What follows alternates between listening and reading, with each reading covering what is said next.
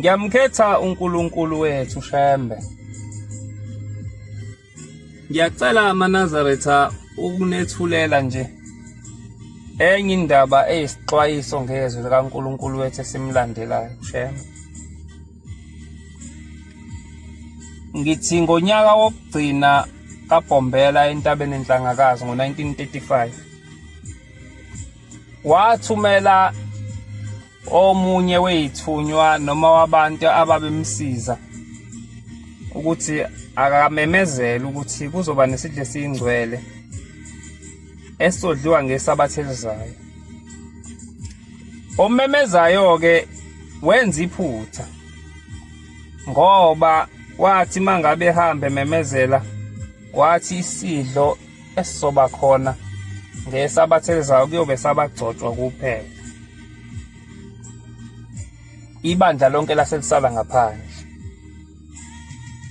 Lesimemezelo-ke kuthiwa saba buhlungu kakhulu kubantu ngoba babelindile beyilungiselela ukuthi bazongena esidlweni. Kodwa-ke basebethi ngoba izwi ilona elishilo ukuthi thina sizongene esidlweni base beyiduduza ngalokho.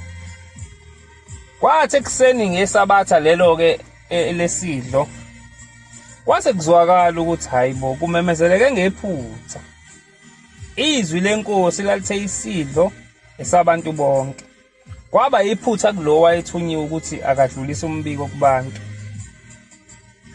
Lokho-ke kwaholela ekutheni esidlweni ntambama ngesabatha abantu bese beba ingcosana ababezomukela isidlo ngoba babelalele izwi.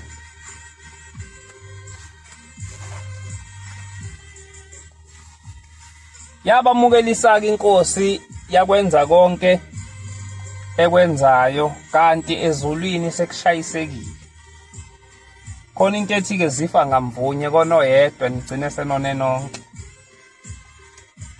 Kuthiwa-ke kwathi ngakusasa emva kwenkonzo yasekuseni yayisisukuma inkosi enkulu yaseKuphakameni yathi nginombuzo engithanda ukuwubuza kunina makhosi nani befundisi. Ngicela ningiphendule. Uma umuntu efuyile enemfuyo yakhe njengezinkomo, izimbongolo, amahashi, izimbuzi nazo zonke ezinye izilwane, uma eziphakela njalo ukudla ngezikhathi ajwayele ukuziphakela ngazo, bethe kuthi ngelinye ilanga uma ethi uyaziphakela lezilwane zingadli, kungaya mhlawumbe kuthiwe lezi zilwane zinani. Kuthiwa-ke kwasukuma inkosi yasemazimeleni ogama layo kwakuthiwa uNtshidi. Yathi baba kungathiwa izilwane ziyagula. Wayesethi uShembe ngiyabonga mntanami. Nami ngisho njalo. Ngakho-ke nonke niyagula ngoba nginibizile esidlweni senkosi anizanga. Ngeke nibe nempilo enhle ngoba anizange esidlweni seniyoze niphile kuqala kuyikhathi nginamukelisa. Kuthiwa le nkulumo yaba buhlungu kubantu ngoba bathwala leli cala nje ngenxa yomuntu obethunyiwe ukumemezela, owamemezela ngendlela engeyona leya kade ithunyiwe.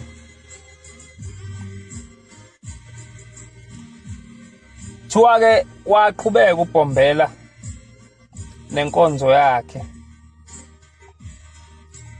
Waqhubeka nje nenkonzo. Kwase kuthi ngelinye ilanga sekuyovaleliswa entabeni.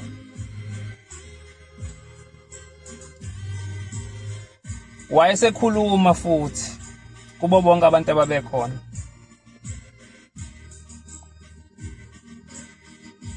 Uthi-ke ngicela bonke abantu abebekhona esidlweni babuyele ngala.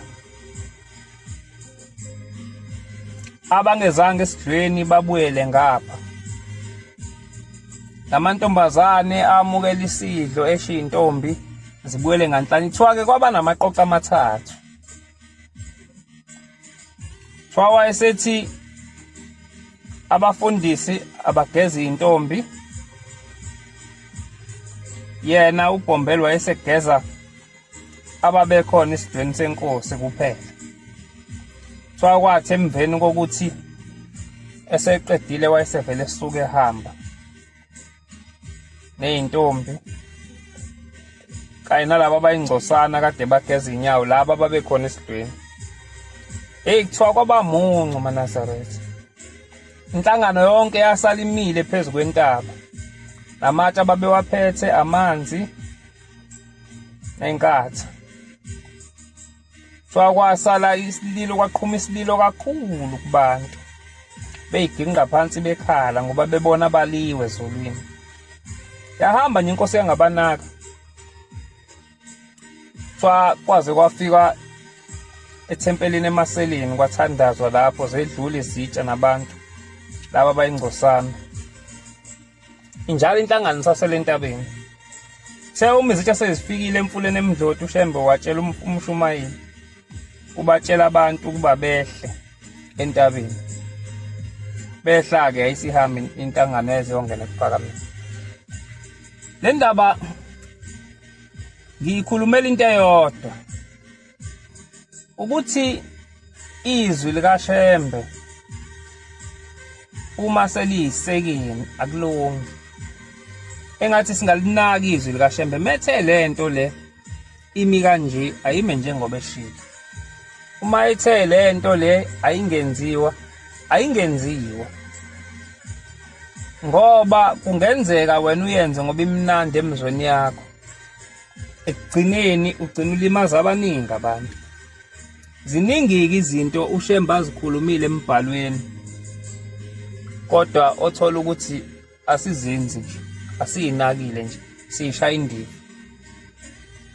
Laba bantu bathwala icala lomuntu oyedwa okuyena wona. Ngiyabonga.